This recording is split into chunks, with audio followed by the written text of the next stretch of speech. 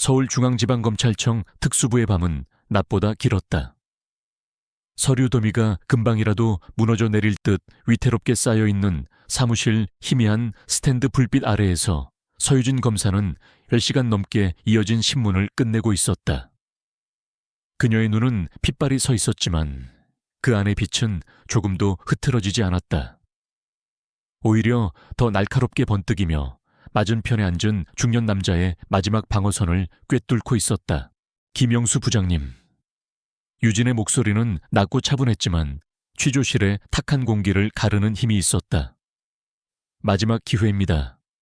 블루드래곤 캐피탈 뒤에 있는 진짜 주인이 누굽니까? 대성건설의 재무부장 김영수는 땀으로 축축한 이마를 닦으며 마른 침을 삼켰다. 그는 처음에는 거물급 변호사를 대동하고 와서 혐의를 전면 부인하며 기세등등했다. 하지만 서유진이라는 젊은 여검사 앞에서 그의 오만함은 종잇장처럼 구겨졌다. 그녀는 그가 구축한 거짓말의 성벽을 집요하게 그리고 정확하게 하나씩 무너뜨렸다. 그가 빼돌린 자금의 흐름, 차명 계좌 내역, 심지어 그가 해외에 있는 내연녀에게 보낸 선물 목록까지 그녀의 손에 들려 있었다. 검사님, 제가 아는 건 정말 이게 전부입니다. 저는 그냥 위에서 시키는 대로 위가 누굽니까? 유진은 몸을 앞으로 숙였다. 그녀의 그림자가 김영수의 얼굴을 덮었다. 대성건설 이성민 사장 아닙니다. 이 사장은 당신이 블루드래곤 캐피탈이라는 유령 회사를 통해 비자금을 조성한 사실조차 모르고 있었습니다. 오히려 이 사건의 피해자에 가깝죠. 당신이 빼돌린 돈으로 회사가 휘청거리고 있으니까요. 김영수의 눈동자가 격렬하게 흔들렸다. 서유진은 그가 무너지고 있다는 것을 직감했다. 김 부장님, 지금 당신은 혼자입니다. 당신에게 명령을 내린 그 윗선은 지금쯤 당신을 버릴 준비를 하고 있겠죠.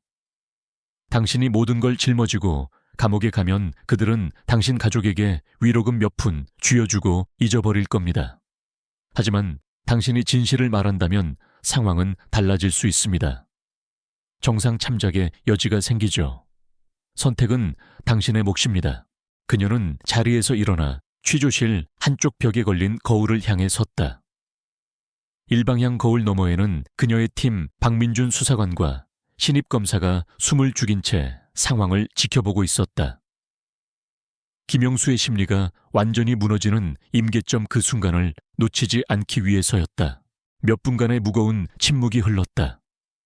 김영수의 흐느낌이 들려왔다. 마침내 그는 거의 기어들어가는 목소리로 입을 열었다. 선진그룹입니다. 그 이름이 나오는 순간 유진은 미동도 하지 않았지만 그녀의 등 뒤로 서늘한 기운이 흘렀다. 대한민국을 움직이는 거대한 재벌 선진그룹. 단순한 회계비리 사건인 줄 알았는데 그 끝에 괴물이 도사리고 있었다. 누구의 지시였습니까? 기획조정실 강구석 전무님 라인입니다. 강구석. 선진그룹 강만석 회장의 장남이자 유력한 후계자 중 한 명. 유진의 머릿속에서 흩어져 있던 퍼즐 조각들이 섬광처럼 맞춰지기 시작했다. 대성건설은 최근 선진그룹이 추진하는 대규모 신도시 개발 사업의 주요 협력사 중 하나였다. 이 비자금은 분명 그 사업과 관련이 있을 터였다. 유진은 뒤돌아서서 김영수를 바라보았다. 그의 얼굴에는 모든 것을 포기한 자의 허탈함이 어려 있었다. 자세히 말씀해 주시죠. 처음부터 끝까지. 그날 밤 유진은 선진그룹이라는 거대한 성의 가장 아래에 놓인 벽돌 하나를 빼내는데 성공했다. 그녀는 그것이 앞으로 자신을 어떤 거대한 폭풍 속으로 밀어넣을지 아직은 상상조차 하지 못했다. 사무실로 돌아온 유진을 박민준 수사관이 걱정스러운 얼굴로 맞았다. 그는 검찰 내에서도 잔뼈가 굵은 베테랑 수사관으로 유진의 든든한 오른팔이었다. CEO 검사님, 괜찮으십니까? 상대가 선진그룹이라니. 이거 보통 일이 아니겠습니다. 유진은 넥타이를 느슨하게 풀며 의자에 몸을 기댔다. 극심한 피로가 몰려왔지만 정신은 오히려 더 또렷해졌다. 이제 시작이죠. 김영수 진술만으로는 부족해요. 물증을 찾아야 합니다. 블루드래곤 캐피탈의 자금 흐름을 역추적해서 선진그룹과의 연결고리를 명확하게 입증해야 합니다. 알겠습니다. 내일 아침 일찍 자금 추적팀과 회의를 잡겠습니다. 하지만 위에서 압력이 들어올 겁니다. 각오하셔야 합니다. 늘 그래왔잖아요. 유진은 희미하게 웃었다. 그녀가 맡았던 사건들은 대부분 권력과 돈이 얽힌 것들이었고 외압은 일상과도 같았다. 하지만 선진그룹은 차원이 달랐다. 언론 정치, 심지어 검찰 고위층까지 그들의 영향력이 미치지 않는 곳이 없었다. 이것은 다윗과 골리앗의 싸움이 될 터였다. 그때 책상 위에 놓여있던 핸드폰이 진동했다. 화면에 뜬 이름에 유진의 날카롭던 표정이 부드럽게 풀렸다. 강지훈. 그녀는 박 수사관에게 눈인사를 하고 조용히 복도로 나갔다. 나야. 아직 안 잤어. 수화기 너머로 다정하고 따뜻한 목소리가 들려왔다. 아직 퇴근 못했구나. 목소리가 많이 지쳐 보여. 밥은 먹었고. 그럼 걱정 마. 이제 거의 마무리 단계야. 그녀는 자연스럽게 거짓말을 했다. 그에게 자신의 힘든 일을 굳이 내비치고 싶지 않았다. 특히 오늘 밤 알아낸 사실에 대해서는 더더욱. 강지훈. 그 이름은 유진에게 안식처와도 같았다. 그는 선진그룹 강만석 회장의 둘째 아들이었다. 세상 사람들은 그를 재벌가의 황태자라고 불렀지만 유진에게 그는 그저 따뜻하고 올곧은 남자 강지훈일 뿐이었다. 두 사람은 2년 전 한 미술관에서 우연히 만나 사랑에 빠졌다. 그는 그녀가 검사라는 사실을, 그녀는 그가 선진그룹의 아들이라는 사실을 처음부터 알고 있었지만 그것은 두 사람의 관계에 아무런 장애가 되지 않았다. 적어도 지금까지는 그랬다. 오늘 너무 늦었으니 내일 저녁에 볼까 할 얘기도 있고. 무슨 얘기? 내일 저녁 우리 집에 같이 가줬으면 해. 가족들한테 정식으로 너를 소개하고 싶어. 유진은 순간 숨을 멈췄다. 올 것이 왔다는 생각이 들었다. 그동안 두 사람은 의도적으로 서로의 세계가 겹치는 것을 피해왔다. 유진은 검찰청의 동료들에게 남자친구의 존재를 숨겼고 지훈 역시 그의 가족들에게 유진에 대해 자세히 말한 적이 없었다. 그것이 서로를 위한 최선의 보호막이라고 생각했다. 꼭 그래야 할까? 난 아직 마음의 준비가... 유진아. 지훈의 목소리가 한층 더 부드러워졌다. 더 이상 숨기고 싶지 않아. 네가 내 사람이라는 걸 세상에 그리고 우리 가족에게 당당하게 말하고 싶어. 걱정하지 마. 내가 옆에 있을게. 우리 아버지가 좀 무뚝뚝하시긴 해도 네가 얼마나 좋은 사람인지 알게 되면 분명 좋아하실 거야. 그의 목소리에 담긴 확신에 유진은 차마 거절할 수가 없었다. 어쩌면 이것이 더 나은 방향일지도 모른다. 언제까지나 그림자처럼 만날 수는 없는 노릇이었다.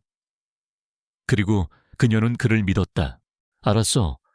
그럼 내일 저녁에 봐. 전화를 끊고 나서도 유진은 한동안 그 자리에 서 있었다. 선진그룹, 그리고 강지훈의 가족. 방금 전 취조실에서 들었던 그 이름과 지금 자신의 연인이 소개해주겠다는 가족이 같다는 사실이 기묘한 아이러니로 다가왔다. 그녀는 애써 불안한 마음을 떨쳐내려 애썼다. 간구석 전무가 저지른 일을 강지훈이나 그의 가족 모두가 알고 있지는 않을 것이다. 재벌가는 복잡하니까. 지훈은 늘 자신의 가족들이 하는 사업 방식에 대해 비판적이었으니 그와는 상관없는 일일 거라고 스스로를 다독였다. 같은 시각 선진그룹 본사 최상층에 위치한 부회장실. 강지훈은 방금 막 끝난 임원회의 결과 보고서를 찢어버리고 싶은 충동을 억누르고 있었다. 그는 야심차게 준비한 친환경 신재생 에너지 사업 계획을 발표했지만 결과는 처참했다. 그의 형 강우석 전무를 필두로 한 보수적인 임원들은 그의 계획이 돈 안 되는 뜬구름 잡는 소리라며 일축해버렸다. 대신 그들은 수도권 외곽의 그린벨트를 편법으로 해제시켜 리조트를 짓는 전형적인 땅 투기 사업안을 통과시켰다. 그 과정에서 분명 또다시 정관계 로비와 불법적인 자금이 오갈 것이 뻔했다. 지훈아. 회의실을 나서는 강구석이 비웃음 섞인 표정으로 지훈의 어깨를 툭 쳤다. 아직도 학교에서 경영학개론 배우는 학생처럼 굴레 여긴 정글이야. 이상만으로는 아무것도 할 수 없어. 그런 방식으로는 회사를 오래 이끌 수 없을 겁니다, 형님. 시대가 변했어요. 시대는 돈과 힘을 가진 자가 만드는 거야. 너처럼 순진한 녀석이 아니라. 강구석은 경멸적인 눈빛을 보내고는 유유히 사라졌다. 지훈은 주먹을 꽉 쥐었다. 이 거대한 제국 안에서 그는 늘 이방인이었다. 아버지 강만석 회장은 오직 결과로만 모든 것을 판단했고 그 과정에서의 불법과 편법은 능력으로 포장되었다. 그런 아버지 밑에서 형은 괴물이 되어갔고 다른 가족들 역시 그들의 부와 특권을 유지하기 위해 기꺼이 부조리에 눈을 감았다. 오직 서유진만이 그의 유일한 숨구멍이었다. 그녀와 함께 있을 때면 그는 선진그룹의 강지훈이 아닌 그저 한 사람의 인간으로 존재할 수 있었다. 그녀의 올곧음과 강인함은 지훈에게 큰 위안과 영감을 주었다. 그래서 그는 결심했다. 더 이상 그녀를 자신의 어두운 세계 밖에 세워두지 않겠다고. 그녀의 손을 잡고 이 모든 것을 함께 헤쳐나가겠다고. 가족들의 반대가 있을 수도 있겠지만 유진을 직접 만나보면 그들도 그녀의 진가를 알아줄 것이라고 순진하게 믿었다. 다음 날 저녁 약속 시간이 되자 지훈은 유진의 소박한 오피스텔 앞으로 차를 몰았다. 잠시 후 단정한 네이비색 원피스 차림의 유진이 건물에서 나왔다. 평소의 날카로운 검사복 차림과는 다른 우아하고 차분한 모습이었다. 하지만 지훈은 그녀의 얼굴에 드리운 희미한 긴장감을 읽을 수 있었다. 괜찮아? 채 타는 그녀에게 지훈이 물었다. 응띠 조금 떨리네. 유진은 애써 미소를 지었다. 어젯밤부터 그녀의 머릿속은 복잡했다. 강구석과 선진그룹, 그리고 강지훈의 가족. 이 세 가지가 계속해서 충돌하며 불길한 소리를 냈다. 지훈은 부드럽게 그녀의 손을 잡았다. 그의 손은 크고 따뜻했다. 걱정하지 마. 그냥 평범한 저녁 식사일 뿐이야. 무슨 일이 있어도 내가 네 옆에 있을게. 그의 말에 유진은 조금 마음이 놓였다. 그래, 너무 앞서 걱정하지 말자. 오늘은 그저 강지훈의 여자친구로서 그의 가족들을 만나는 자리일 뿐이다. 차는 서울의 번잡한 도심을 벗어나 평창동의 언덕길로 접어들었다. 길 양쪽으로 거대한 성벽 같은 담벼락과 굳게 닫힌 철문들이 늘어선 일반인들은 감히 범접할 수 없는 부촌이었다. 마침내 차는 그 중에서도 가장 웅장하고 위압적인 대문 앞에 멈춰 섰다. 선진가 셴진자라는 한자가 새겨진 명패가 차갑게 빛나고 있었다. 육중한 철문이 소리 없이 열리고 차는 길게 뻗은 정원길을 따라 본관 건물로 향했다. 고풍스러운 유럽의 고성을 연상시키는 석조 건물은 그 자체로 하나의 권력이었다. 유진은 창밖으로 보이는 거대한 분수와 조각상들을 보며 자신도 모르게 마른 침을 삼켰다. 이곳이 바로 자신이 칼날을 겨눠야 할지도 모르는 제국의 심장이었다. 차가 현관 앞에 멈추자 하얀 제복을 입은 집사가 다가와 정중하게 문을 열었다. 지훈이 먼저 내려 유진에게 손을 내밀었다. 유진은 그의 손을 잡고 차에서 내렸다. 그녀의 구두굽 소리가 대리석 바닥 위에서 유난히 크게 울리는 것 같았다. 거대한 참나무 문이 안으로 열렸다. 눈부신 샹들리에 아래 길고 흰 저녁 식탁에 상석의 한 남자가 앉아 있었다. 범접할 수 없는 위엄과 냉혹한 눈빛을 가진 남자 선진그룹의 총수 강만석 회장이었다. 그리고 그 옆으로 지훈의 형 강우석과 그의 아내, 그리고 지훈의 여동생까지 온 가족이 이미 자리를 잡고 앉아 마치 그녀를 심판하려는 듯 일제히 바라보고 있었다. 그들의 눈빛 속에는 호기심이 아닌 차가운 경계심과 오만함이 가득했다. 폭풍전야의 고요함. 유진은 자신을 향해 쏟아지는 무언의 압박감을 온몸으로 느끼며 지훈의 옆에 굳건히 섰다. 이것은 단순한 저녁 식사가 아님을 그녀는 본능적으로 깨달았다. 거대한 식당 안은 숨막히는 정적으로 가득했다. 천장의 샹들리에가 뿜어내는 눈부신 빛은 식탁 위 은식기와 크리스탈잔에 반사되어 차가운 광채를 뿜어냈지만 공간의 온도를 조금도 덮여주지 못했다. 유진은 마치 잘 꾸며진 빙하의 한가운데 앉아있는 듯한 기분을 느꼈다. 지훈의 가족들은 그녀를 노골적으로 위아래로 훑어보았다. 그들의 시선에는 값비싼 보석을 감정하는 듯한 냉정함과 재단하려는 의도가 번뜩였다. 지훈의 형수인 박서현이 가장 먼저 입을 열었다. 그녀는 우아한 미소를 띠고 있었지만 눈은 전혀 웃고 있지 않았다. 유진 씨라고 했죠. 말씀 많이 들었어요. 실물이 훨씬 미인이시네요. 그런데 하시는 일이 검사라고 들었는데 힘들지 않으세요? 여자가 하기에는 좀 거친 직업이잖아요. 형식적인 칭찬 뒤에 숨겨진 가시 돋친 말이었다. 유진은 희미하게 미소 지으며 침착하게 대답했다. 힘들 때도 있지만 보람이 더 큽니다. 그리고 요즘은 남녀를 가리는 직업은 별로 없다고 생각합니다, 형수님. 그녀의 단단한 대답에 박서현의 미간이 미세하게 찌푸려졌다. 이번에는 지훈의 여동생인 강미래가 끼어들었다. 그녀는 이제 막 대학을 졸업한 듯 앳돼 보였지만 그 말투는 오만함으로 가득 차 있었다. 그래도 검사는 박봉이잖아요. 우리 오빠는 갖고 싶은 게 있으면 뭐든 가질 수 있는데. 유진 씨는 우리 오빠 만나서 좋겠어요. 평생 만져보지도 못할 것들 다 경험해 볼 수 있을 테니까.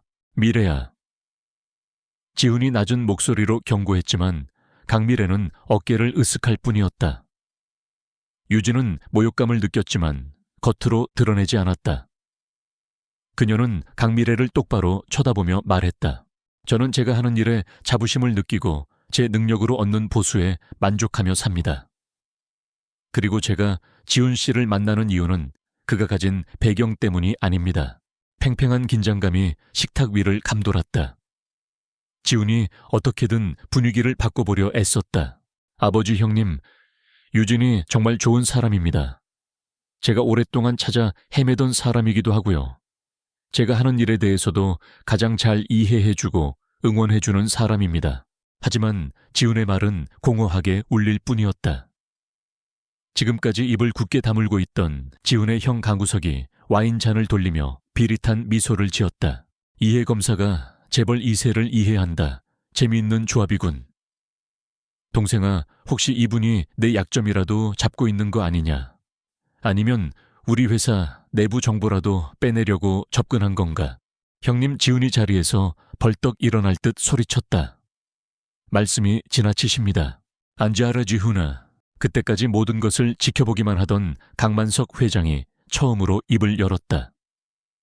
그의 목소리는 나지막했지만 그 안에는 거역할 수 없는 권위가 담겨 있었다. 지훈은 이를 악물고 자리에 앉았다. 강만석 회장은 냅킨으로 입가를 닦고는 유진을 정면으로 응시했다.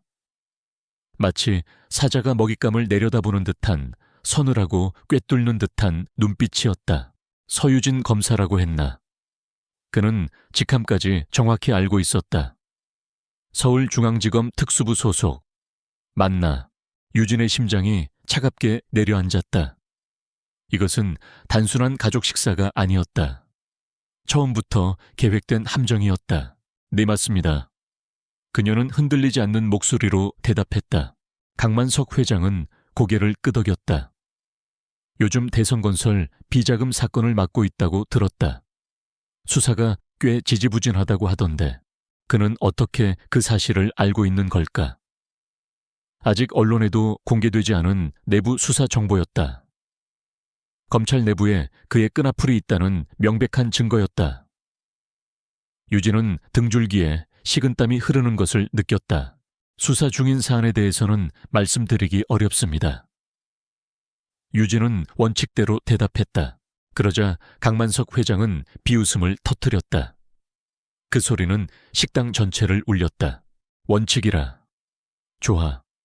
그럼 원칙은 잠시 접어두고 현실적인 이야기를 해보지. 네가 지금 파고 있는 사건, 그 끝에 뭐가 있는지 알고 있나? 그는 몸을 앞으로 기울이며 속삭이듯 말했다. 네가 감당할 수 없는 것들이 있다. 네가 지금 앉아있는 이 자리, 네가 마시는 이 와인 한 잔의 가치가 네 연봉보다 비싸다는 건 알고 있나? 세상은 네가 법전에서 배운 대로 돌아가지 않아. 힘과 돈이 법 위에 있는 법이지. 강구석이 거들었다. 서 검사, 똑똑한 아가씨인 줄 알았는데 눈치가 영 없네. 좋게 말할 때 그 사건 덮어. 그리고 내 동생 인생에서 깨끗하게 사라져. 원하는 게 돈이라면 말해. 평생 검사에서 벌 돈, 내가 지금 당장 내 계좌에 쏴줄 수 있어. 그것은 회유가 아닌 경멸에 찬 모욕이었다. 한 인간의 신념과 자존심 그리고 사랑까지 돈으로 사려 하는 저들의 오만함에 유진은 속에서부터 분노가 치밀어 오르는 것을 느꼈다. 그녀는 더 이상 이 자리에 앉아있을 이유가 없다고 판단했다. 그녀의 자존심이 허락하지 않았다. 유진은 의자에서 일어나며 냅킨을 테이블 위에 내려놓았다. 말씀 잘 들었습니다, 회장님. 하지만 저는 돈 때문에 움직이는 사람이 아닙니다. 그리고 제 신념을 돈과 바꿀 생각도 없습니다. 오늘 자리는 없던 일로 하겠습니다. 먼저 실례하겠습니다. 그녀가 몸을 돌려 떠나려는 순간이었다. 서유진 씨. 강만석의 목소리가 등 뒤에 비수처럼 꽂혔다. 네가 지금 이 문을 걸어 나가는 순간 너는 선진그룹 전체를 적으로 돌리는 거다. 내 검사 인생 내가 오늘부로 끝내줄 수 있어. 좌천은 기본이고 있지도 않은 비리를 만들어서라도 네 옷을 벗길 수 있다는 말이다. 네가 쌓아온 모든 것이 하룻밤에 사라질 수 있다는 걸 명심해. 그것은 명백한 협박이었다. 유진은 그 자리에 얼어붙은 듯 섰다. 분노와 무력감이 동시에 그녀를 덮쳤다. 그때였다. 그만하십시오, 아버지. 지금까지 분노를 억누르고 있던 지훈이 마침내 폭발했다. 그는 테이블을 주먹으로 내리쳤고 와인 잔들이 요란한 소리를 내며 쓰러졌다. 어떻게 사랑하는 사람을 데려온 아들 앞에서 이런 짓을 하실 수 있습니까? 이 사람이 아버지와 형님이 마음대로 주무를 수 있는 장기짝입니까? 돈으로 사고 협박하면 뭐든 다 될 거라고 생각하십니까? 아버지께서 그리고 이 집안이 얼마나 썩어 문드러졌는지 오늘 똑똑히 알겠습니다. 강지훈, 강만석이 버럭 소리를 질렀다. 저 계집 하나 때문에 지금 이 애비에게 대드는 것이냐. 당장 그 입 다물지 못해. 가족 모두가 지훈의 격렬한 반항에 충격을 받은 듯 보였다. 지훈은 거친 숨을 몰아쉬며 아버지를 노려보았다. 그의 눈에는 실망과 분노 그리고 깊은 슬픔이 뒤섞여 있었다. 그는 더 이상 이 지옥 같은 곳에 머물 수 없었다. 그는 상처받은 얼굴로 서 있는 유진에게 다가갔다. 그리고는 조금 전 그녀가 떠나려 했던 것처럼 그녀의 손을 아주 세게 움켜쥐었다. 놓치지 않겠다는 듯이 지훈은 그녀의 손을 잡은 채로 자신을 경멸과 분노의 눈으로 쳐다보는 가족들을 향해 돌아섰다. 그의 목소리는 낮았지만 그 안에 담긴 결의는 그 어떤 고함보다도 단단하고 무거웠다. 똑똑히 들으세요. 아버지, 형님, 그리고 모두. 그는 강만석 회장의 눈을 피하지 않고 똑바로 바라보며 선언했다. 제가 선택한 가족은 이 사람입니다. 그 말을 끝으로 지훈은 유진의 손을 이끌고 뒤도 돌아보지 않은 채 그 거대한 식당을 걸어 나갔다. 굳게 닫혀있던 참나무 문이 열리고 두 사람의 모습이 사라졌다. 식당 안에는 값비싼 음식과 와인 그리고 충격과 분노로 얼어붙은 강씨 일가만이 남아있을 뿐이었다. 선진그룹이라는 견고한 성에 아주 작지만 선명한 균열이 생겨나는 순간이었다. 전쟁의 서막이 올랐다. 평창동의 거대한 저택을 뒤로하고 달리는 차 안은 무거운 침묵으로 가득했다. 강지훈은 핸들을 쥔 손등에 힘줄이 솟아날 정도로 꽉 쥐고 있었다. 그의 턱은 분노와 자책감으로 단단히 굳어 있었다. 옆자리의 서유진은 창밖으로 스쳐 지나가는 서울의 야경을 보고 있었지만 그녀의 시선은 그 화려한 불빛들을 담고 있지 않았다. 방금 전 겪었던 모욕적인 언사들과 살얼음판 같았던 분위기가 머릿속을 떠나지 않았다. 하지만 그녀를 더 힘들게 한 것은 모욕감 자체가 아니었다. 그것은 지훈이 자신의 가족으로부터 받은 상처, 그리고 그가 자신을 지키기 위해 모든 것을 내던지는 모습을 지켜봐야만 했던 고통이었다. 침묵을 먼저 깬 것은 유진이었다. 그녀는 지훈의 손 위로 자신의 손을 부드럽게 얹었다. 괜찮아. 그녀의 목소리는 놀라울 정도로 차분했다. 그 한마디에 팽팽하게 당겨져 있던 지훈의 감정선이 툭 하고 끊어졌다. 그는 차를 갓길에 세우고 핸들 위로 고개를 숙였다. 그의 어깨가 가늘게 떨리고 있었다. 미안해. 정말 미안해, 유진아. 내가 너를 그런 끔찍한 상황에 처하게 만들었어. 그들이 너에게 그런 말들을 하도록 내가 막았어야 했는데 내가 너무 어리석었어. 그들을 너무 쉽게 믿었어. 그의 목소리는 죄책감으로 갈라져 나왔다. 유진은 고개를 저으며 그의 어깨를 감쌌다. 내 잘못이 아니야. 사과하지 마. 나는 괜찮아. 그런 말들로 상처받을 만큼 약하지 않아 나. 오히려 나는 너한테 미안해. 나 때문에 네가 가족들과 등지게 된 거잖아. 지훈은 고개를 들었다. 그의 눈은 붉게 충혈되어 있었다. 아니, 너 때문이 아니야. 그들은 원래 그런 사람들이었어. 나는 그저 외면하고 있었을 뿐이지. 오늘 네 덕분에 똑똑히 본 거야. 저 거대한 성이 얼마나 썩어 있는지를.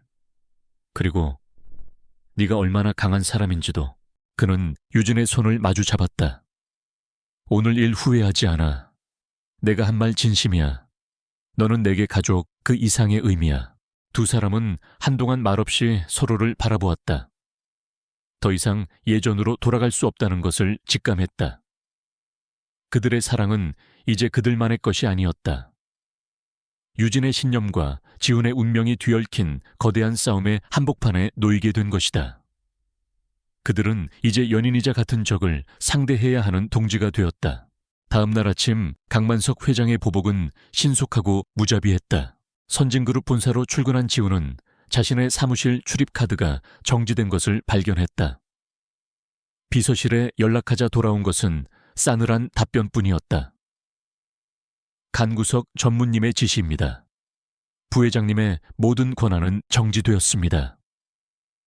잠시 후 그의 모든 법인카드와 개인 계좌가 동결되었다는 문자 메시지가 날아들었다. 마지막은 강만석 회장 비서실장의 전화였다. 감정 없는 목소리로 그는 지훈이 선진그룹의 모든 직위에서 해제되었으며 평창동 집에서도 짐을 빼야 한다는 사실을 통보했다. 하루아침에 그는 선진그룹의 황태자에서 빈털터리 신세로 전락했다. 하지만 지훈의 얼굴에는 절망감 대신 기묘한 해방감이 떠올랐다. 그는 자신의 사무실로 돌아가 개인적인 물품 몇 가지만을 작은 상자에 담았다. 20년 넘게 그를 올감했던 황금 세장이 마침내 열린 기분이었다. 그는 상자를 들고 로비를 가로질러 나갔다. 그를 알아보는 직원들의 수군거림과 동정 어린 시선을 뒤로 한 채 그는 단 한 번도 뒤돌아보지 않고 선진그룹의 거대한 건물을 빠져나왔다. 같은 시각 서유진 검사실에도 폭풍이 몰아치고 있었다. 그녀는 서울중앙지검의 이태섭 차장검색에 호출되었다.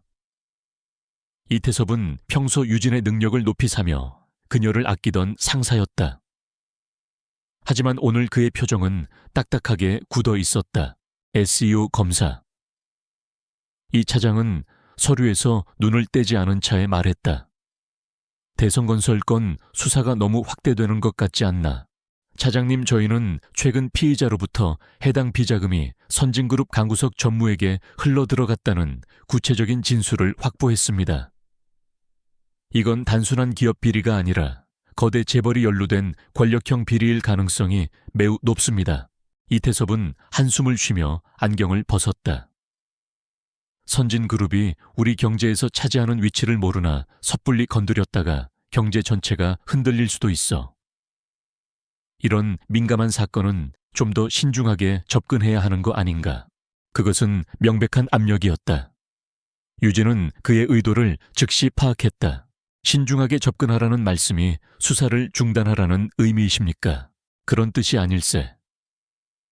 이태섭은 애매하게 말을 흐렸다. 다만 서 검사에 대한 투서가 들어왔어.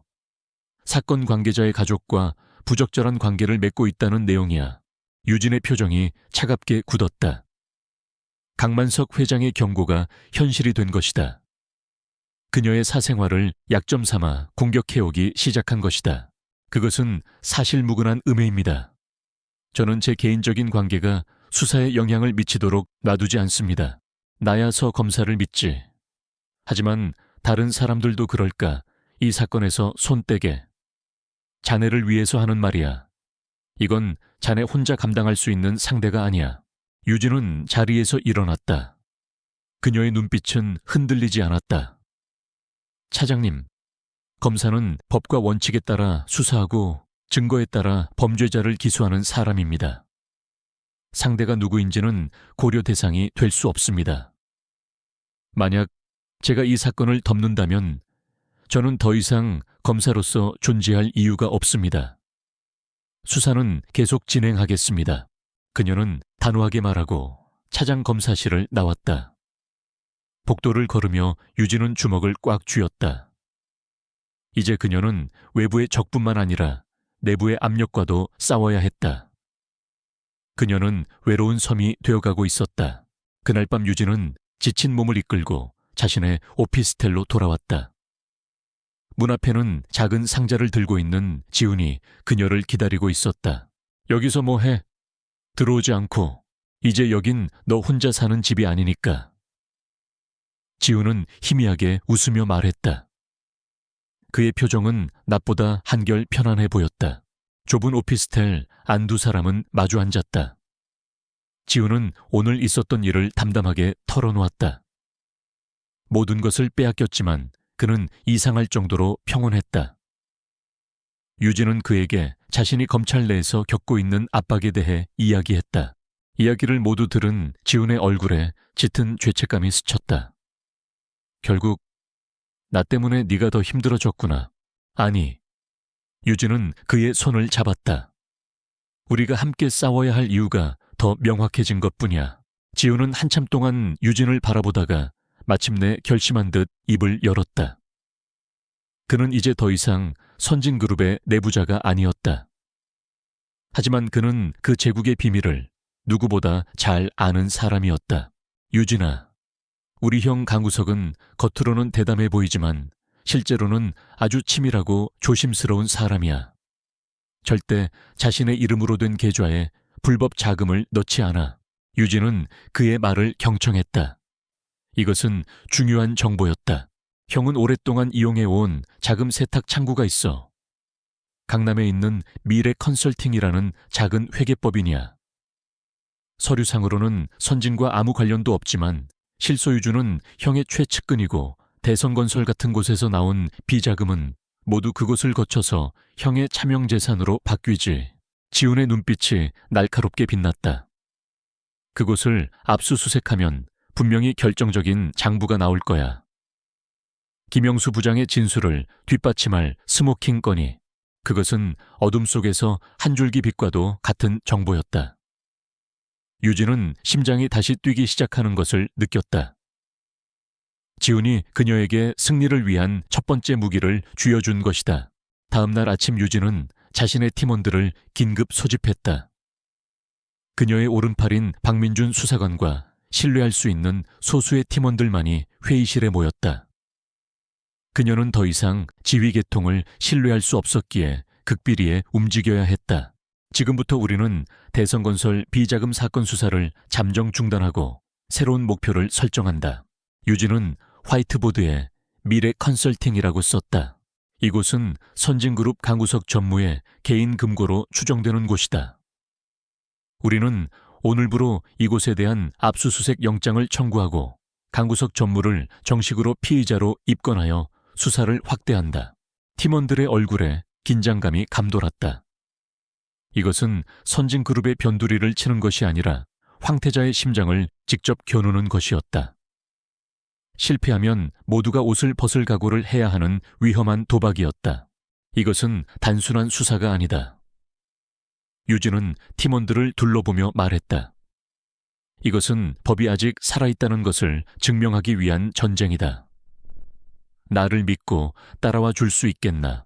아무도 대답하지 않았지만 그들의 눈빛은 그 어떤 대답보다도 뜨겁고 단단했다. 그들은 모두 서유진이라는 검사의 신념을 믿었다. 그날 오후 서유진은 차장검사의 결재를 건너뛰고 법원에 직접 미래 컨설팅에 대한 압수수색 영장과 강구석 전무에 대한 출국금지 조치를 신청하는 서류를 제출했다. 그녀의 손을 떠난 서류는 선전포고문과도 같았다.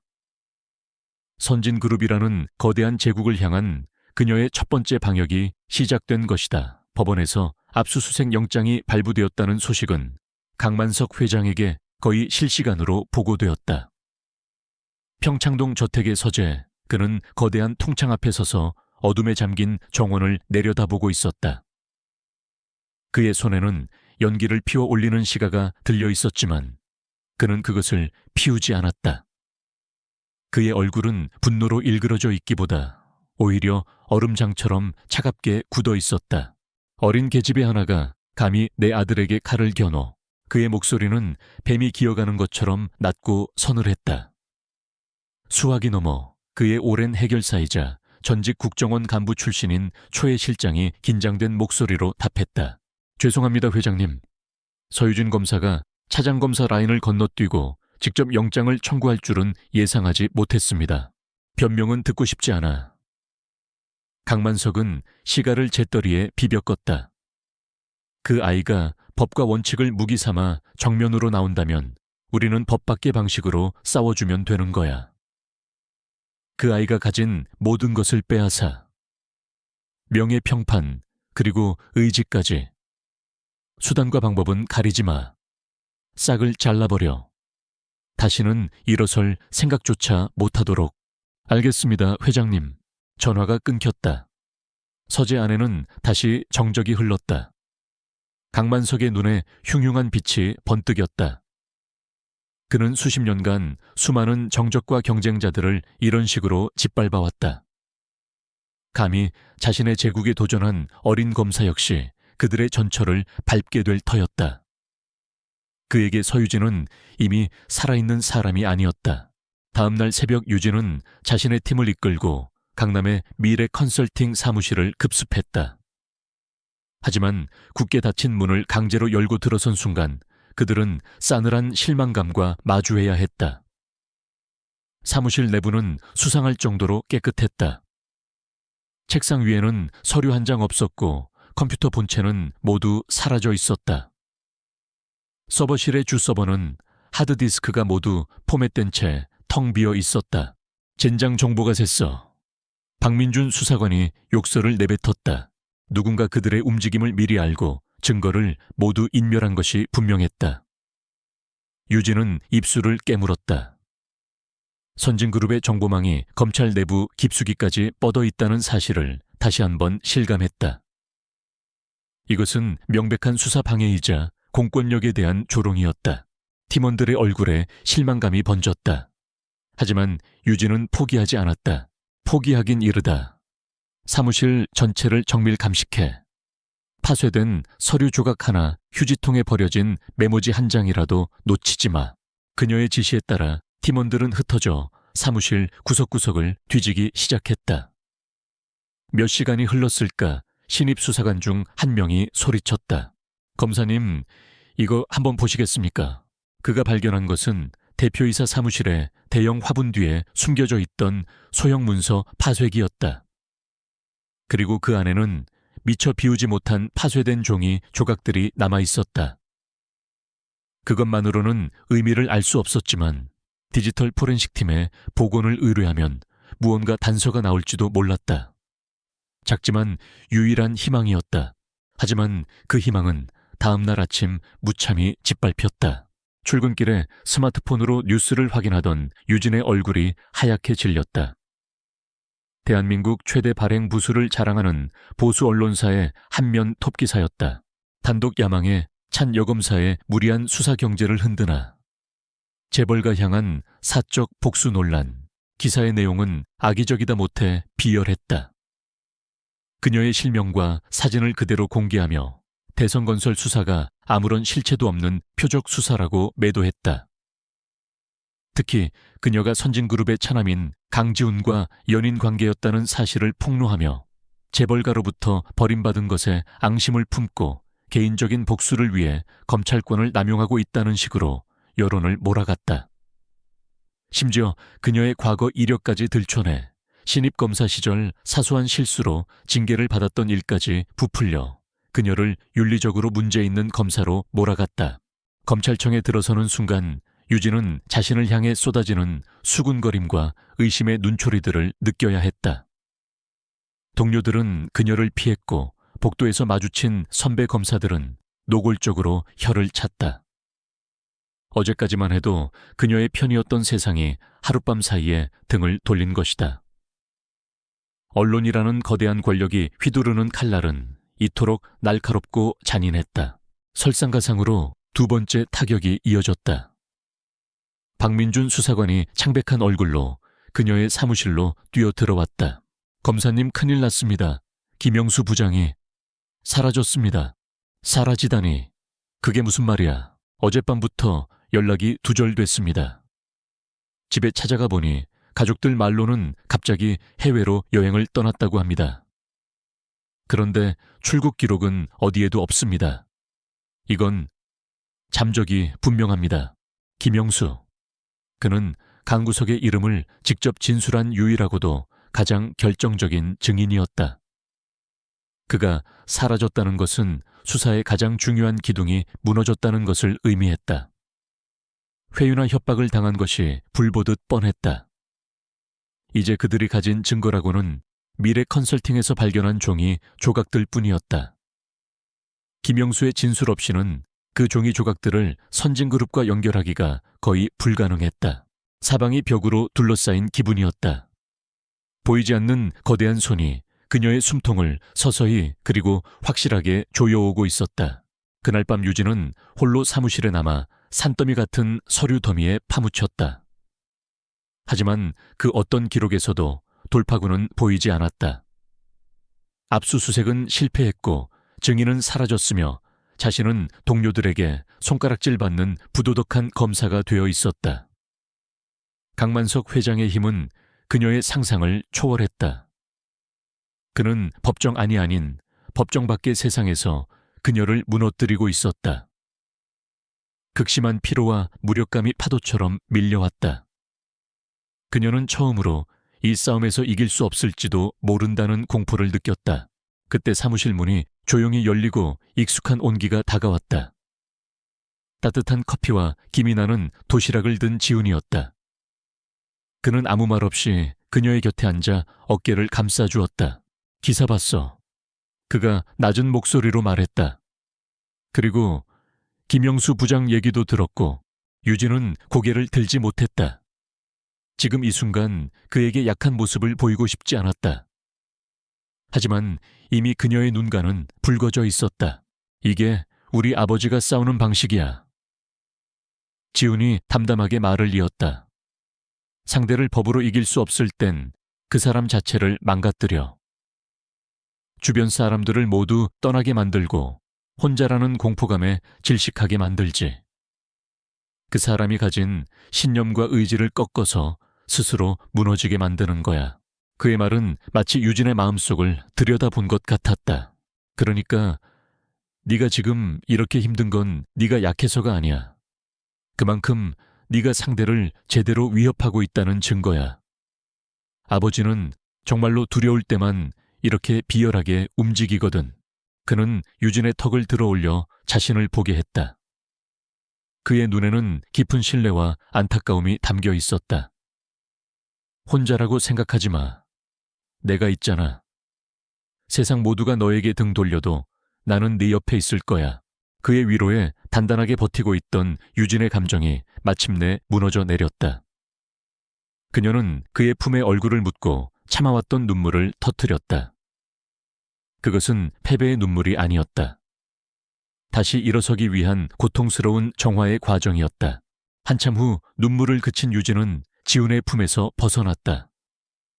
그녀의 눈은 여전히 붉었지만 그 안의 빛은 아까와는 비교할 수 없을 정도로 단단해져 있었다. 그녀는 책상 위에 놓인 미래 컨설팅에서 수거해온 증거물 봉투를 바라보았다.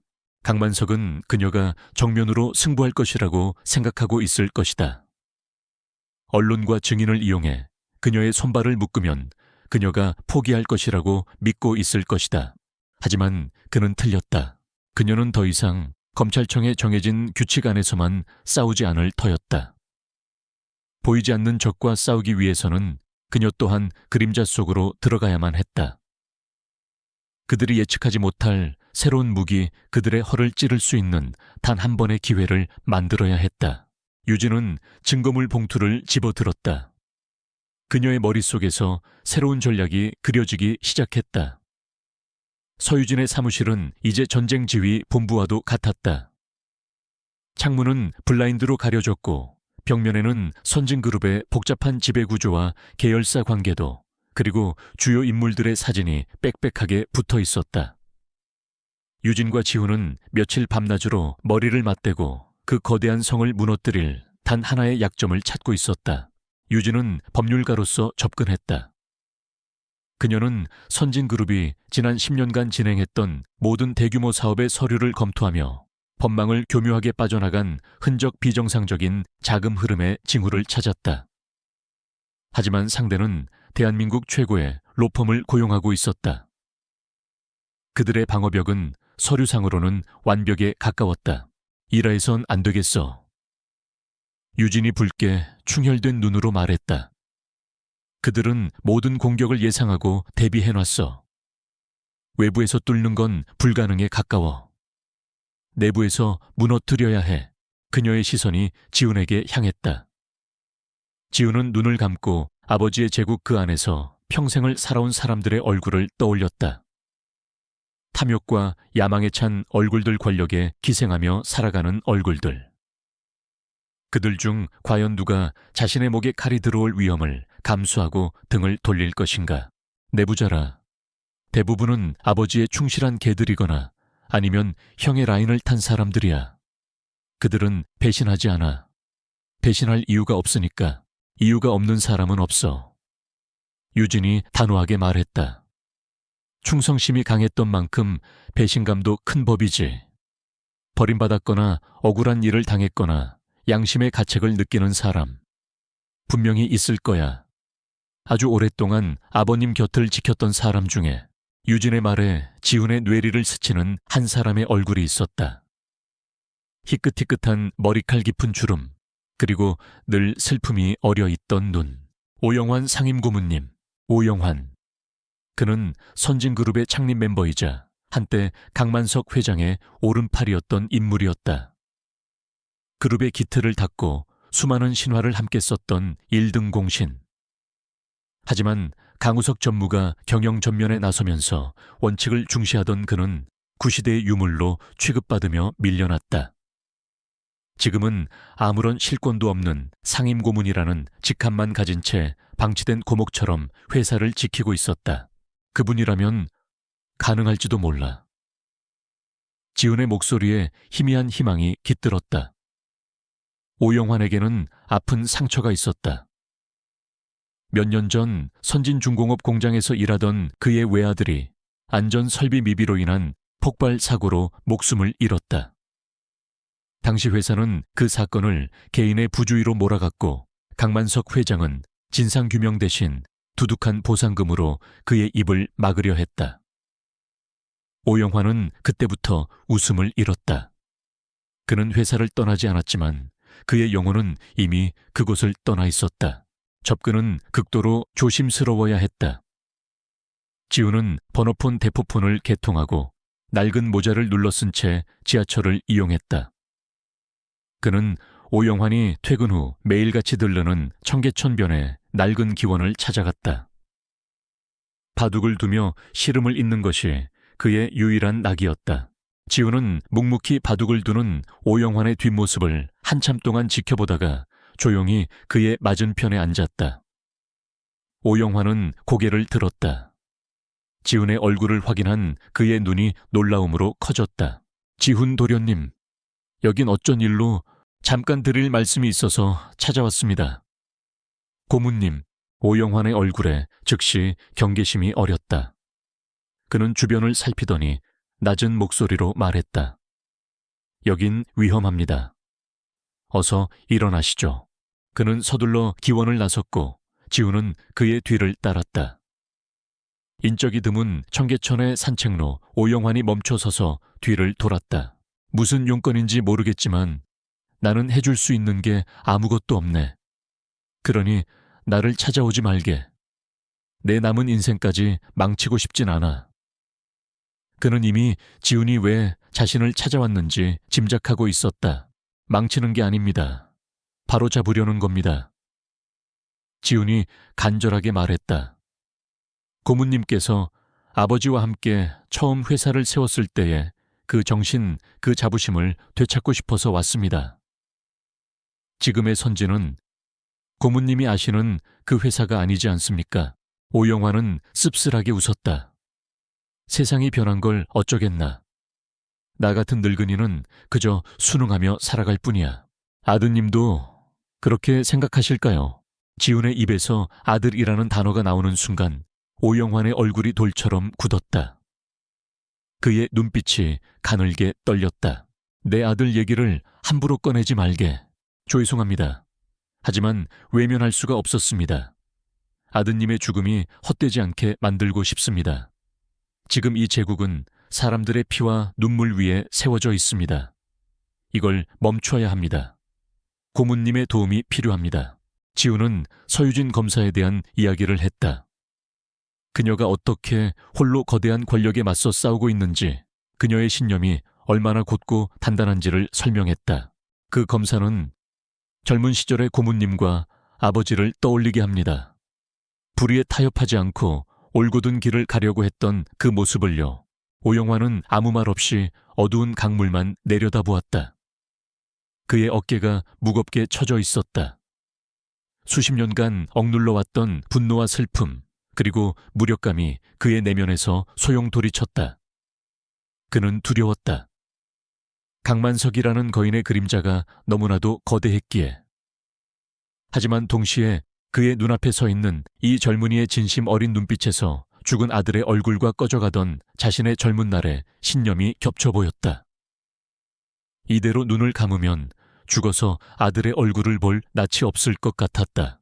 기나긴 침묵 끝에 그가 마침내 입을 열었다.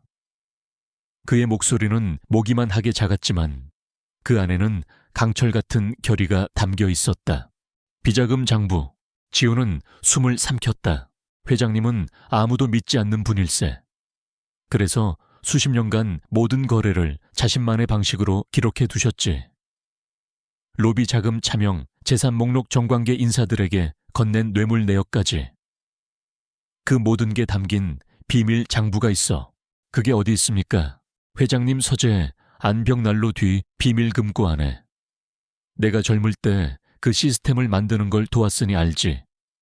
하지만 비밀번호는 나도 모르네. 6개월에 한 번씩 바뀌니까. 그럼, 하지만 그 장부에 디지털 사본이 있네. 회장님은 혹시 모를 사태에 대비해 늘 백업본을 만들어 두시지. 그 데이터는 그룹 내에서도 나를 포함한 단 3명만이 접근할 수 있는 최상위 보안 서버에 보관되어 있다네. 오영환은 떨리는 손으로 품에서 작은 메모지를 꺼내 지훈에게 건넸다. 그곳에는 서버의 접속 코드와 그의 개인 아이디, 비밀번호가 적혀 있었다. 내일 밤 11시 50분부터 12시까지 단 10분간 보안 시스템에 점검을 빙자한 구멍이 생길 걸세. 내가 만들 수 있는 유일한 시간이야. 그 안에 데이터를 빼내게. 한번 실패하면 다시는 기회가 없어. 그는 지훈의 손에 메모지를 쥐어주며 말했다. 나는 내 아들에게 부끄럽지 않은 아버지가 되고 싶네. 그것뿐이야. 그 말을 남기고 오영환은 어둠 속으로 사라졌다. 지훈은 손에 들린 메모지를 꼭 쥐었다. 그것은 종이 한 장이 아니었다. 한 남자의 평생과 아들을 잃은 아버지의 한, 그리고 제국을 무너뜨릴 수 있는 유일한 열쇠였다. 다음 날 밤 11시 50분, 유진의 오피스텔 지훈은 노트북 앞에 앉아 있었다. 그의 등 뒤에서 유진이 숨을 죽인 채 화면을 지켜보고 있었다. 지훈의 손가락이 가늘게 떨렸다. 단 10분. 그 안에 모든 것을 끝내야 했다. 정확히 11시 50분이 되자 지훈은 오영환이 알려준 코드를 입력했다. 선진그룹의 철옹성 같던 보안 서버에 작은 틈이 열렸다. 그는 오영환의 아이디와 비밀번호로 접속했다. 화면에 수많은 암호화된 파일 목록이 나타났다. SK Ledger 19 January 2025. 그 파일을 발견하는 순간 지훈과 유진은 동시에 숨을 삼켰다. 바로 저것이었다. 다운로드를 시작하자 진행 막대가 거북이처럼 느리게 움직였다. 1분, 2분. 시간은 모래시계처럼 빠르게 흘러내렸다. 밖에서는 천둥이 치기 시작했다. 마치 운명의 밤을 알리는 신호탄처럼. 다운로드가 99%에 도달했을 때 시간은 11시 59분 50초를 가리키고 있었다. 10초, 9초. 지훈의 심장이 폭발할 듯이 뛰었다. 마침내 화면에 다운로드 완료라는 메시지가 떴다. 그와 동시에 서버와의 연결이 끊겼다. 정확히 자정이었다. 지훈은 떨리는 손으로 USB 드라이브에 파일을 옮겨 담았다. 작은 금속 조각이 손안에서 묵직하게 느껴졌다.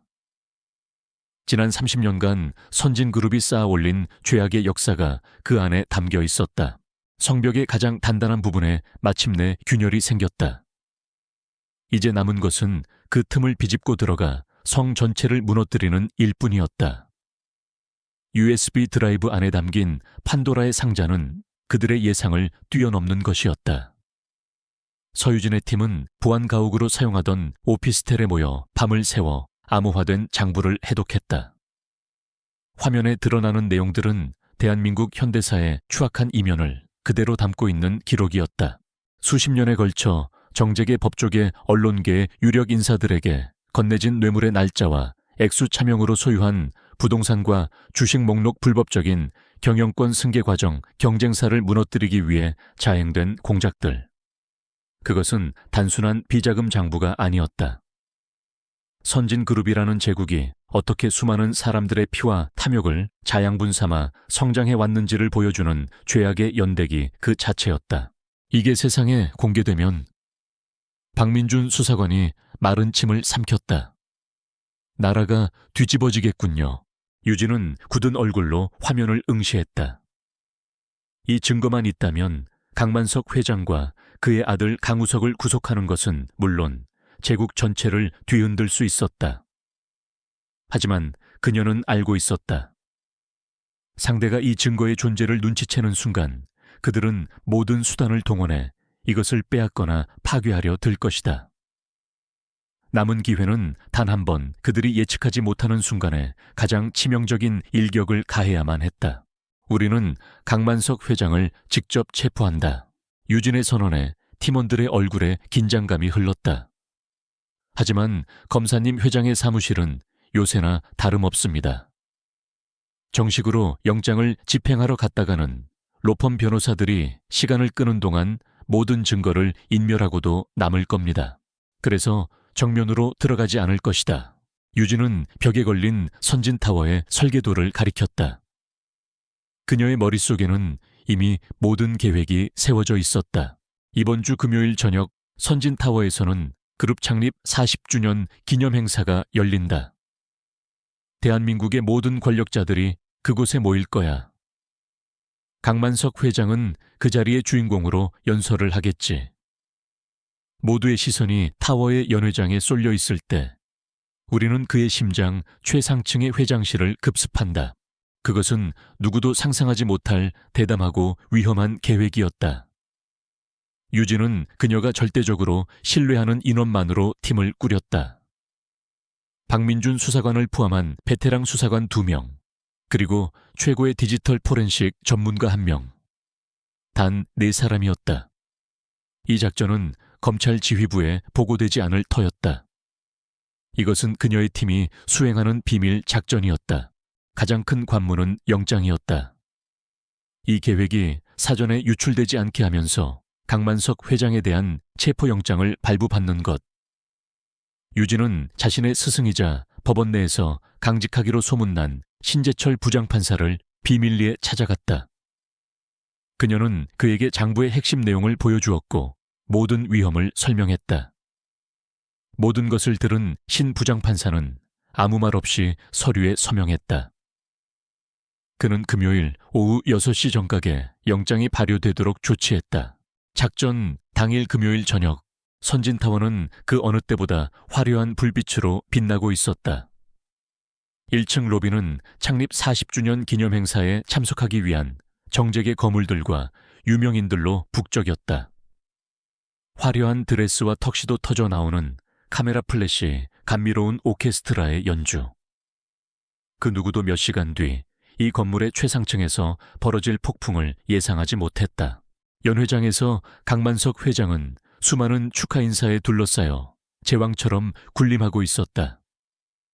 그는 자신의 성공에 취해 만족스러운 미소를 짓고 있었다. 그에게 서유진이라는 작은 골칫거리는 이미 기억 속에서 희미해져 가는 듯 보였다. 같은 시각 건물 뒤편의 어두운 골목.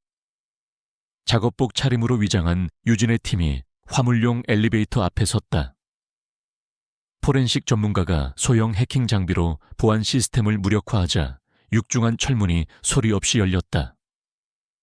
그들은 숨을 죽인 채 엘리베이터에 올라탔고 버튼이 아닌 비상 조작 키를 이용해 목적지인 70층 회장실이 있는 층으로 향했다. 70층에 도착하자 그들을 맞이한 것은 서늘한 정적과 복도를 지키는 2명의 경호원이었다. 그들은 강만석 회장의 개인 경호팀으로 특수부대 출신의 엘리트들이었다. 하지만 박 수사관과 다른 베테랑 수사관들 역시 그에 못지않은 전문가들이었다. 소리 없는 격투가 순식간에 벌어졌고 경호원들은 비명 한 번 지르지 못하고 제압되었다. 마지막 관문은 회장실로 들어가는 겹겹의 보안 시스템이었다. 지문인식, 홍채인식, 그리고 복잡한 암호. 포렌식 전문가가 땀을 뻘뻘 흘리며 시스템을 해체하는 동안 시간은 초조하게 흘러갔다. 마침내 Access Granted라는 녹색불이 들어왔다. 육중한 티타늄 문이 열리고 한 제국의 심장이 그 모습을 드러냈다. 서울의 야경이 한눈에 내려다 보이는 거대한 통창 수억 원을 호가하는 미술품들, 그리고 방의 주인을 닮아 위압적인 거대한 책상. 지금부터 각자 맡은 임무를 수행한다. 나는 여기서 회장을 기다리겠다. 유진의 명령에 따라 팀원들은 일사불란하게 움직였다. 포렌식 전문가는 회장의 개인 컴퓨터와 서버에 접근해 데이터를 복제하기 시작했고 수사관들은 비밀 금고와 숨겨진 공간들을 찾기 시작했다. 그 시간 아래층 연회장에서는 강만석 회장이 연단에 올라 40년의 역사를 회고하는 연설을 하고 있었다. 우리 선진은 불굴의 의지와 창의적인 정신으로 대한민국 경제의 기적을 이끌어왔습니다. 우리는 앞으로도 정직과 신뢰를 바탕으로 그의 연설이 절정에 달했을 때였다. 그의 귀에 꽂힌 인이어에서 경호실장의 다급한 목소리가 들려왔다. 회장님 큰일 났습니다. 70층이 뚫렸습니다. 강만석의 얼굴이 순간 굳었다. 그는 애써 태연한 척 연설을 마무리하고 급히 연단을 내려왔다. 무슨 일이 벌어졌는지 직감한 그의 얼굴이 흉흉하게 일그러졌다. 그는 변호인단과 남은 경호원들을 이끌고 개인 전용 엘리베이터에 올랐다. 마침내 70층. 엘리베이터 문이 열리는 순간 강만석은 자신의 사무실 안에서 자신을 기다리고 있는 한 여자를 발견했다. 어둠 속에 서 있는 그녀의 실루엣은 작았지만 그 어떤 거인보다도 단단하고 위압적으로 느껴졌다. 서유진이었다. 내년이 감히 여기가 어디라고 강만석의 구함이 복도를 울렸다. 그의 변호사들이 앞으로 나서며 소리쳤다. 당신들 뭐야? 영장도 없이 불법적으로 침입한 거냐? 당장 철수하지 않으면 현행범으로. 그때 유진이 어둠 속에서 천천히 걸어 나왔다. 그녀의 손에는 파란색 표지의 서류 한 장이 들려 있었다. 그녀는 소리치는 변호사들을 지나쳐 분노로 얼굴이 이글거리는 강만석 회장의 바로 앞까지 다가왔다. 그리고는 그의 눈을 똑바로 쳐다보며 얼음처럼 차갑고도 명료한 목소리로 말했다. 강만석 씨. 그녀는 손에 들린 서류를 그의 눈앞에 펼쳐 보였다. 그것은 법원의 직인이 선명하게 찍힌 체포영장이었다. 특정 경제범죄, 가중처벌 등에 관한 법률 위반 뇌물, 공여 횡령 및 배임 혐의로 법원에서 발부한 영장에 의거하여 당신을 체포합니다. 제국의 심장 한가운데서 한 검사의 목소리가 제왕의 몰락을 선고했다. 강만석의 얼굴에서 처음으로 분노가 아닌 충격과 당혹감이 떠올랐다. 그 순간 그가 쌓아 올린 거대한 성이 무너져 내리는 소리가 들리는 듯했다. 선진그룹 창립 40주년 기념 파티는 대한민국 역사상 가장 극적인 방식으로 막을 내렸다. 최상층에서 벌어진 제왕의 체포 소식은 빛의 속도로 아래층 연회장으로 퍼져나갔다. 방금 전까지 강만석 회장에게 아첨하며 축배를 들던 정재계 거물들은 충격과 공포에 휩싸였다. 그들은 썰물처럼 행사장을 빠져나가기 시작했다. 혹시라도 자신들의 이름이 불똥처럼 튈까 두려워하는 기색이 역력했다. 선진이라는 거대한 배가 침몰하기 시작했음을 본능적으로 감지한 것이다. 강만석 회장은 그의 변호인단이 필사적으로 시간을 끄는 동안에도 조금의 흐트러짐도 보이지 않았다. 그는 유진을 향해 도끼 서린 눈빛을 보내며 나지막이 속삭였다. 이게 끝이라고 생각하지 마라. 너는 오늘 건드려서는 안 될 것을 건드렸다. 내가 여기서 나가면 너와 내 주변 모든 것을 잿더미로 만들어 버릴 테다. 하지만 그의 협박은 더 이상 유진에게 아무런 위협이 되지 못했다. 그녀는 그의 손에 차가운 수갑이 채워지는 것을 묵묵히 지켜볼 뿐이었다. 제국의 황제가 법의 이름 아래 무력하게 무너지는 역사적인 순간이었다. 다음 날 아침 대한민국은 발칵 뒤집혔다. 모든 신문과 방송의 헤드라인은 선진그룹 강만석 회장 정역 체포라는 소식으로 도배되었다. 검찰은 압수수색을 통해 확보한 비밀 장부의 존재를 공식적으로 발표했고 그 파장은 상상을 초월했다. 언론들은 그것을 판도라의 상자라고 불렀다. 상자가 열리자 그 안에서 쏟아져 나온 이름들은 대한민국을 움직이는 권력의 지도 그 자체였다. 전현직 장관, 국회의원, 법원과 검찰의 고위 간부, 유력 언론사 사주까지. 선진그룹이 수십 년간 뿌려온 검은 돈에 거미줄에 걸려들지 않은 자가 드물었다. 사회는 거대한 혼란에 빠졌고 국민들의 분노는 들불처럼 번져나갔다. 선진게이트 특검을 요구하는 목소리가 청와대 게시판을 마비시킬 정도였다. 제국의 붕괴는 외부가 아닌 내부에서부터 시작되었다. 아버지의 체포 소식을 들은 강구석 전무는 즉시 해외로 도피하려 했지만 공항에서 유진이 미리 요청해둔 출국 금지 조치에 걸려 체포되었다. 그는 마지막까지 혐의를 부인하며 발악했지만 비밀 장부라는 명백한 증거 앞에서 그의 저항은 무의미했다. 2명의 주인이 사라지자 선진그룹이라는 거대한 성은 모래성처럼 허물어지기 시작했다. 강 회장의 아내와 딸은 자신들의 재산을 지키기 위해 변호사를 선임해 남편과 아버지가 빼돌린 재산에 대한 소송을 준비했다. 평생 충성을 바쳤던 그룹의 임원들은 서로에게 책임을 떠넘기기에 급급했다. 그들은 검찰에 자진 출두하여 자신이 알고 있는 그룹의 비리를 폭로하며 선처를 호소했다. 어제의 동지들이 오늘의 적이 되어 서로의 등을 물어뜯는 아수라장이 펼쳐졌다. 강만석이 평생을 바쳐 쌓아 올린 충성의 피라미드는 사실 돈과 이익이라는 허약한 기반 위에 세워져 있었음이 만천에 드러났다. 몇 달 후 세기의 재판이 시작되었다. 법정은 연일 방청객과 취재진으로 가득 찼다. 피고인석에 선 강만석 회장은 수의를 입고 있었지만 여전히 오만한 표정을 잃지 않았다. 그는 모든 혐의를 부인하며 이 모든 것이 자신을 음해하려는 정치적 공작이라고 주장했다. 그는 조금의 반성도 뉘우침도 보이지 않았다. 검사석에 선 유진은 흔들리지 않았다.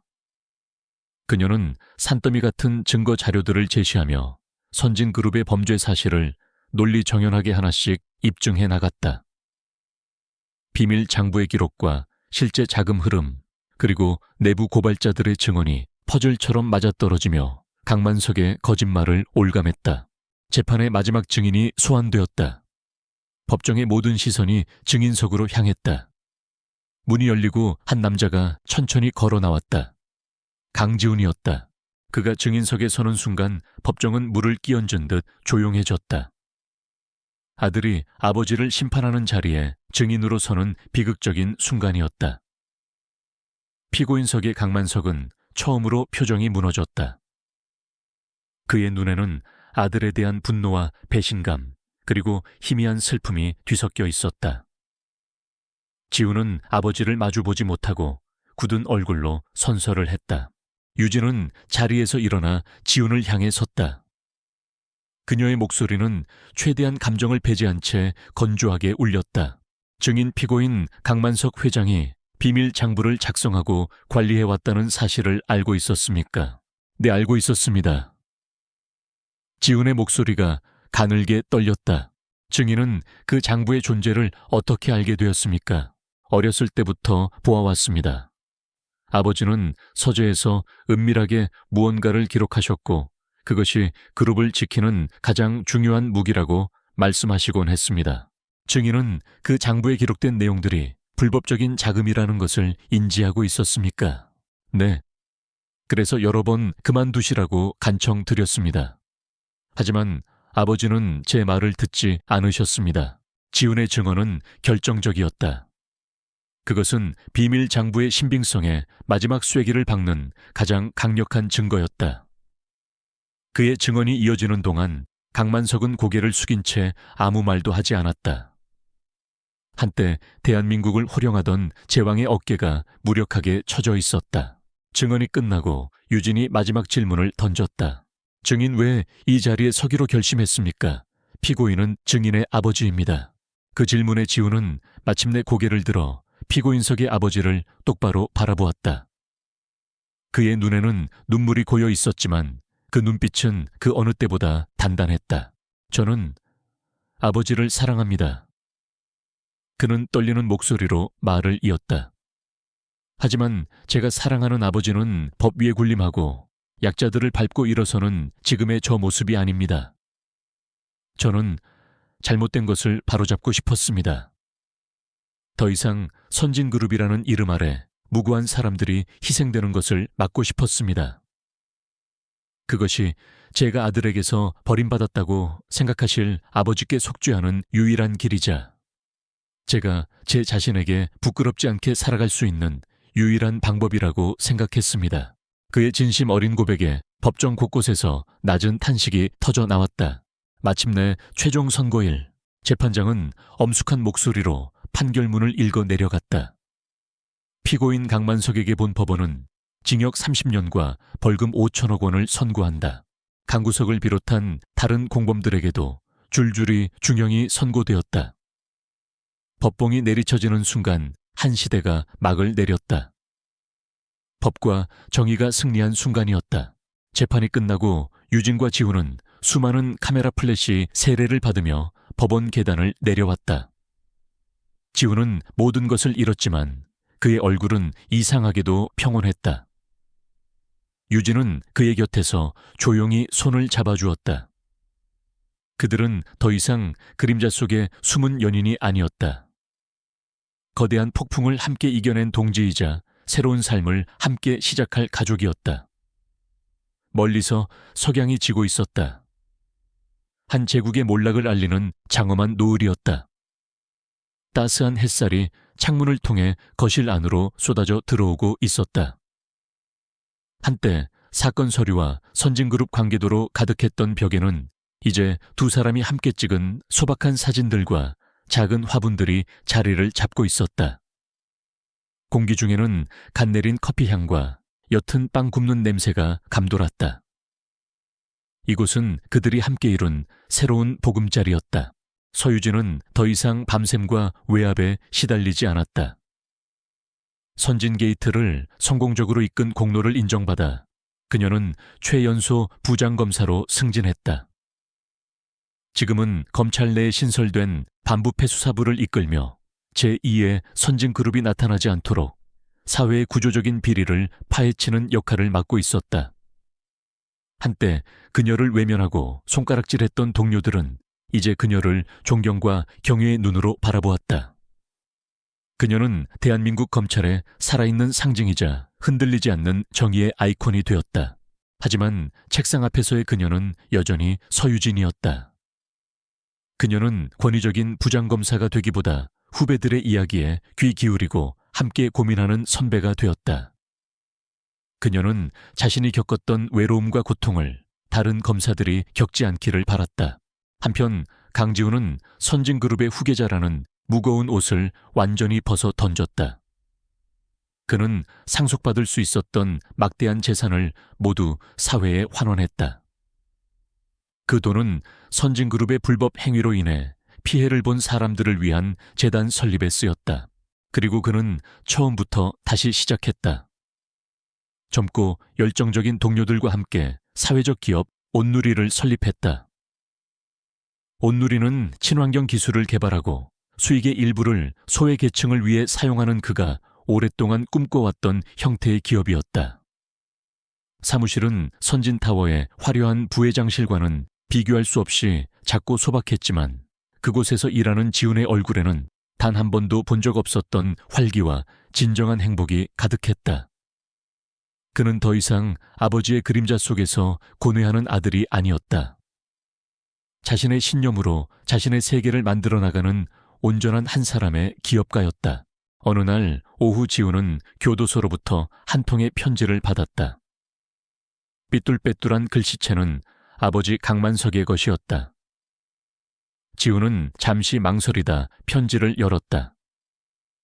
편지 안에는 사과나 후회의 말은 없었다. 대신 무뚝뚝하고 이해하기 어려운 몇 문장이 적혀 있었다. 네가 만든다는 그 회사는 돈은 되느냐? 밥은 먹고 다니는 게냐? 네, 어미는 잘 챙겨라. 그것이 전부였다. 지훈은 편지를 들고 한참 동안 창밖을 바라보았다. 아버지는 변하지 않았다. 아마 평생 변하지 않을 것이다. 하지만 그 서툰 문장들 속에서 아들은 아버지가 평생 한 번도 제대로 표현하지 못했던 희미한 부정 후칭을 느꼈다. 지훈은 쓴웃음을 지으며 편지를 서랍 깊숙한 곳에 넣었다. 그것으로 충분했다. 그는 과거에 얽매이지 않고 앞으로 나아가기로 결심했다. 그날 저녁 유진과 지훈은 함께 저녁을 준비하고 있었다. 유진은 능숙하게 채소를 썰었고 지훈은 서툰 솜씨로 찌개를 끓이고 있었다. 소박하지만 따뜻한 그들만의 일상이었다. 식탁에 마주 앉아 밥을 먹던 중 유진이 문득 물었다. 가끔 후회한 적 없어. 모든 걸 잃었잖아. 평생을 누리며 살 수 있었던 것들. 지훈은 밥 한 숟갈을 뜯어 말고 유진을 가만히 바라보았다. 그의 눈빛은 그 어느 때보다 따뜻하고 깊었다. 그는 고개를 저었다. 잃은 게 아니야. 그는 주방과 거실을 천천히 둘러보았다. 햇살의 온기가 남아있는 마룻바닥 창가에서 자라는 작은 로즈마리 화분, 그리고 무엇보다 자신의 눈앞에서 웃고 있는 사랑하는 사람. 나는 모든 걸 얻었어. 내가 평생 찾아 헤맸지만 단 한 번도 가질 수 없었던 것. 진짜 집이라는 걸 말이야. 그의 말에 유진의 눈가가 촉촉해졌다. 그녀는 식탁 위로 손을 뻗어 그의 손을 잡았다. 1년 전 그 지옥 같았던 저녁 식사 자리에서 그가 잡아주었던 것처럼. 하지만 그때와는 달랐다. 이제 그들의 손에는 결연함이나 비장함 대신 편안하고 따뜻한 온기만이 가득했다. 두 사람은 서로를 보며 환하게 웃었다. 그것은 거대한 제국을 무너뜨린 영웅들의 이야기가 아니었다. 자신의 신념을 지키기 위해 모든 것을 걸었던 한 검사와 썩어버린 왕좌를 버리고 사랑과 정의를 선택한 한 남자의 이야기였다. 그리고 마침내 세상의 모든 편견과 압력 속에서 서로에게 기꺼이 가족이 되어준 두 사람의 사랑 이야기였다. 창밖으로 서울의 야경이 보석처럼 반짝이고 있었다. 그 수많은 불빛들 중 그들의 집에서 새어나오는 작지만 따뜻한 불빛도 있었다. 그 불빛 아래에서 세상에서 가장 강하고 완전한 그들이 선택한 가족이 함께 저녁을 먹고 있었다. 조용하지만 가장 위대한 승리였다.